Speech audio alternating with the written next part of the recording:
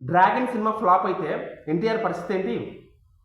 ఈ డౌట్ నాకు ఎందుకు వచ్చిందంటే, ఈ మధ్యకాలంలో ఎన్టీఆర్ గారి బాక్స్ ఆఫీస్ పుల్ చూస్తుంటే డ్రాగన్ సినిమా ఫ్లాప్ అయితే నెక్స్ట్ సినిమాల పరిస్థితి ఏంటా అన్నది నాకెందుకో కొంచెం అనుమానంగా అనిపించింది. బట్ ఒక్క సినిమా ఫ్లాప్ అయిపోగానే పడిపోయే రేంజ్ స్టార్ట్ కాకపోయినప్పటికీ హైప్ కొంచెం ఎక్కువగా ఉండడం దీనికి మైనస్. హైప్ భారీగా ఉంటే సినిమాలకు రెండు, ఒక ప్లస్ ఉంటుంది, ఒక మైనస్ ఉంటుంది.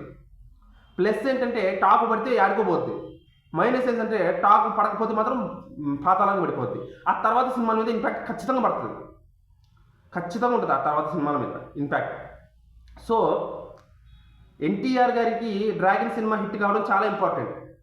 త్రిపుల్ తర్వాత వచ్చినటువంటి దేవరా సినిమా టాక్ పరంగా చూస్తే వరస్ట్ అనిపించినప్పటికీ సినిమాలో అంతో ఇంత కంటెంట్ ఉండడం వల్ల 400 కోట్ల వరకు వచ్చింది.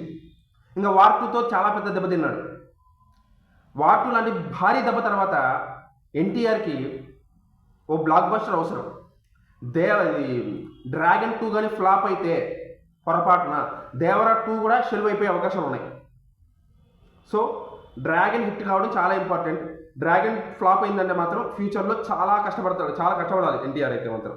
నా ఉద్దేశం ప్రకారం చాలా ఇబ్బందులు పడాలి. డ్రాగన్ సక్సెస్ మీద ఆయన కెరీర్ ఆధారపడింది. సో నేనైతే అనుకుంటున్నాను, మీరేమనుకుంటున్నారో కామెంట్ చేసి చెప్పండి.